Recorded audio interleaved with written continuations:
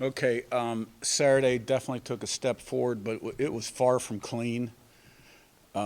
Still a lot of areas of improvement, must improve. You always have to improve, but I don't think the players want to look at the score and feel like, yep, okay, we're there, because we're definitely not. I mean, defensively, we gave up 9 plays of 15 yards or more. I mean, they had drives of 63, 64, 44, and 50 consecutively. And we had a number of missed assignments, poor alignments to fastballs, particularly in the middle of the field where they're going fast, so we're not aligned correctly. And really the play of the game is Jamari Sharp's strip, where it's 28-9 in the second half, and they get a big play, and if they go in and score, it's going to be 28-16. He makes a great play. And on the very next play, we run the reverse for a touchdown, so it's 35-9. But on that particular play, the ball's in the middle of the field. They come out and empty 3-2, and we set the strength wrong.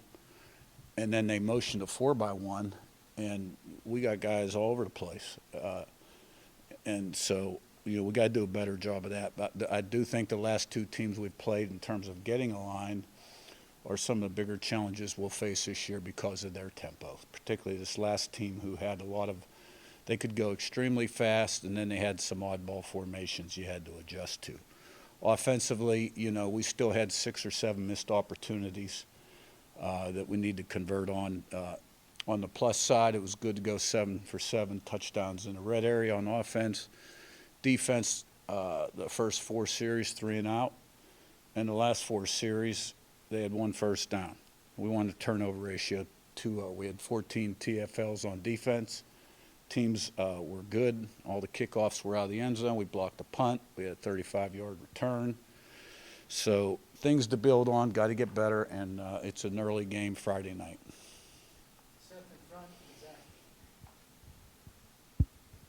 Yeah, Curt, when you talk about things that need to be cleaned up from the first few games, I guess how many lingering issues have you seen, I guess, between both games? Like, are more of these kind of, common issues between, both Old Dominion and Kennesaw State, or just kind of, individual things that have popped up one game, different I think every game is different, without a doubt. And, you come out of this game and you can say, okay, offense improved in certain areas. Teams was still very consistently good.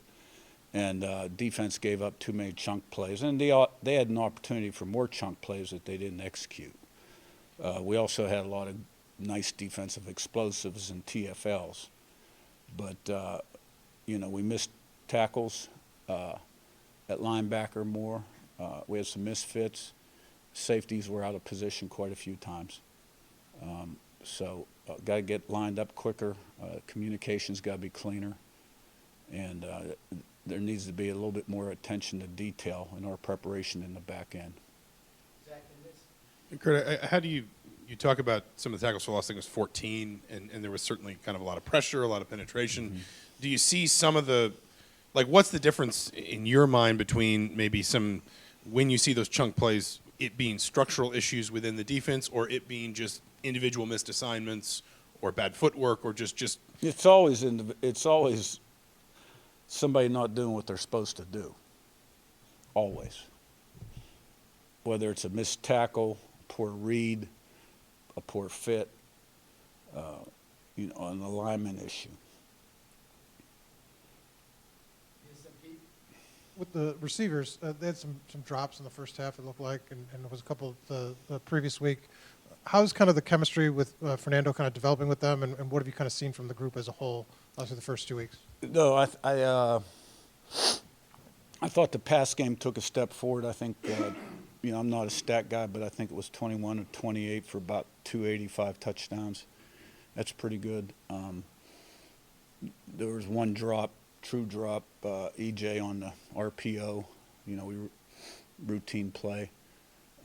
If you're talking about Surratt's, that's one where Fernando had a guy in his face and ball was a little behind him. It was hard to see on tape. Tough catch, it looked like. So we took a step forward. I mean, there's no denying that. Curt, the performance you're getting from Warren and punting, You didn't sorry, expect him, I the can't hear. performance you're getting from Warren and Punting, you didn't necessarily expect that, but he seems to be stepping up. Yeah, the punter's got a little bit of an issue, the first team guy. He's sort of day to day, but we've always had a lot of confidence in Quinn. And, the first one that we downed inside the 5 was a little bit of a low kick, and we got a good bounce. But he's really capable of booming the ball, and he did a nice job. Matt, upper right, Daniel. Hey, Coach. I'm sure it's not perfect, but it seems like perimeter blocking has been pretty solid. You guys run some good runs. One guy looks like he's doing a nice job, Riley Nowakowski, kind of filling that Zach Horton role. Just your thoughts on how he's doing. And it's kind of the dirty work. Nobody talks about it, but he seems like he's playing well there. Yeah, he was a player of the game on offense, sort of an unsung hero. High effort, high character, gives you everything he's got, play in, play out, really dependable. Really played well Saturday, scored a touchdown too, caught a pass early. The effort on the reverse by him and others downfield was really nice to see, and good player.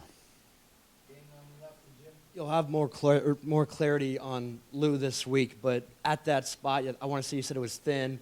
Do you like who you have after Lou, and just what have you kind of seen? Chung played last few weeks as well. Just that whole spot there. What was the last part of your question?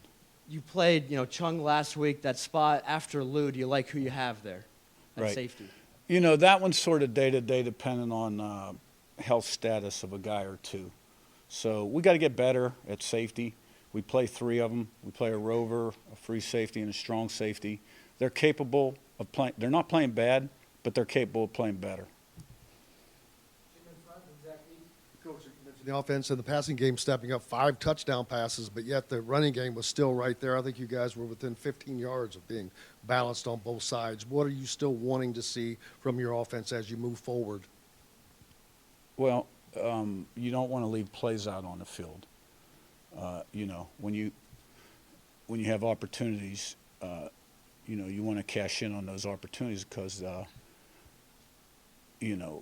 as we move forward, the windows will get tighter, et cetera, et cetera. So you don't want to leave plays out on the field. Coach, you mentioned with the chunk plays, you guys got to get set quicker and whatnot. Is that on Coach Haynes? Is that on Aiden getting the message to the defense quicker? Who is that kind of responsibility fall on to get you guys set quicker? Yeah, the calls are getting in quick enough, and the communication from Aiden's getting done quick enough. Now, one time maybe he set the strength to the right, and maybe he could have set it to the left. But, the guys in the back end got to get lined up faster. And it's a safety position primarily. Coach, Indiana State has played both their quarterbacks. It looked like one half and then the second half. What challenges do they present to you, and how difficult is it to plan for 2 guys playing? Yeah, well, they're doing a nice job on offense, scoring 40 points a game. They're fairly balanced, playing a couple running backs. They're doing a nice job throwing the ball. The starter's completing about 77% of his passes. Defensively, they're doing a nice job as well. So I'm sure they're going to come in excited to play. And, I want to see us play a clean game. Coach, with a Friday night game, how does the preparation with a short week change things? Yeah. We'll keep Monday, Tuesday, Wednesday. Thursday will be a little shorter. And then, we'll have a meeting with the players, Friday late morning. And then get them back to the hotel and play the game. So we don't alter our routine a ton. I may cut some reps during the week in practice. Yeah. Back to Saturday, late in the first half, you get the ball back after a score's 28 seconds. You got a couple of timeouts. What is the discussion there about what you're going to do in that situation? Yeah, that's 2 minutes before the half. Is that kind of a common thing, or is it just case by case? Okay, that's 2 minutes before the half. And if you do go into a 2-minute drill, you're trying to steal a score. You don't have to score, right? And we like to be fairly aggressive there, but everything depends on the circumstances of the game. I felt like they had a little momentum going after, we didn't kick the field goal. They put a couple drives together. And we had sort of flopped around our last series or 2 on offense. And so, you know, if we would have spit a run, we would have used a timeout, but, you know, we didn't. And, you know, I was ready to get to the locker room, regroup a little bit. Thank you.